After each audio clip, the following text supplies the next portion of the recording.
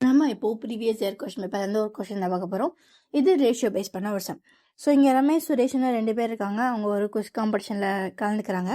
அவங்க எவ்வளோ கொஷின்ஸ் கரெக்டாக ஆன்சர் பண்ணியிருப்பாங்க இல்லையா, அந்த நம்பர் ஆஃப் கரெக்ட் ஆன்சர்ஸ் அதை வந்து ரேஷியோவில் கொடுத்துட்டாங்க 8:9.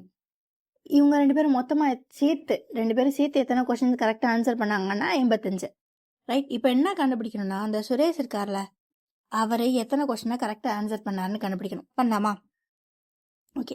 ஸோ ஃபஸ்ட்டு எத்தனை கொஸ்டின் கரெக்டாக ஆன்சர் பண்ணாங்க? 85. ஓகேவா? அவங்களோட ரேஷியோ என்ன? ரமேஷ் சுரேஷ் 8:9. இது ரமேஷோடது, இது சுரேஷோடது. இந்த 85ன்றது மொத்தமாக.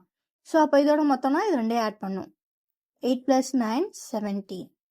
ஓகேவா? ஸோ இப்போ இதில் யாரோடது தெரியணும் உங்களுக்கு?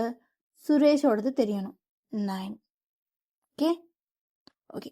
ஸோ இதில் கிராஸ் ஆனால் மல்டிப்ளை பண்ணணும். இந்த மாதிரி போச்சு அப்படின்னா கேன்சல் பண்ணிக்கலாம். ஓகேவா? ஸோ இந்த கிராஸ் மட்டும் மல்டிப்ளிகேஷன், மற்றதெல்லாம் கேன்சல்.